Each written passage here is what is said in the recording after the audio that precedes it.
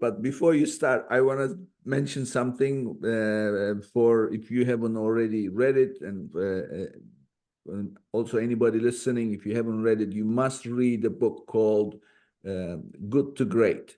Oh, yeah.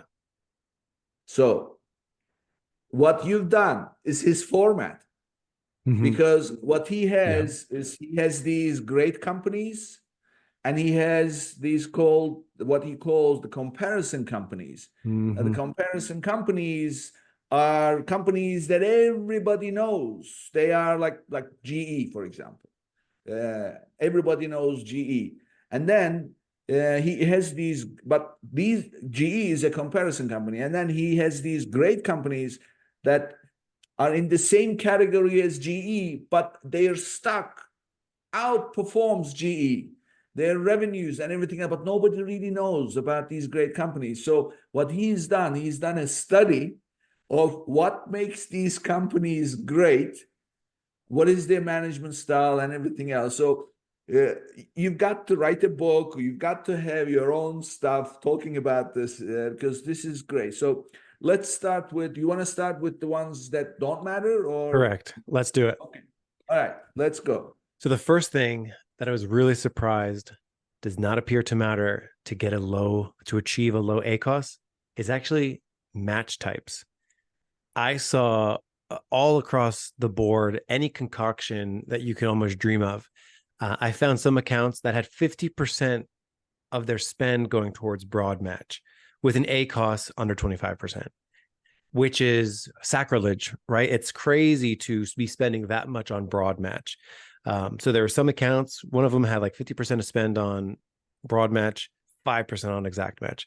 And then I saw others that were flipped. They had 60% on exact match and very little on broad. So both of these, sort of seeing these differences, seeing the sort of differences in proportionality of how much they're spending on broad, phrase, and exact, still be under 25%, I thought was fascinating. So you are advocating broad match rather than exact match? I'm not advocating any preference at all. I'm saying that there are lots of cases of accounts with low ACOS with any kind of distribution. Any kind of distribution. Some have mostly broad match, some have mostly exact match, some had mostly phrase, some had mostly modified broad, and all of them with their differences still had a sub 25% ACOS. And I found that fascinating. I see. Okay. So don't worry about the match type.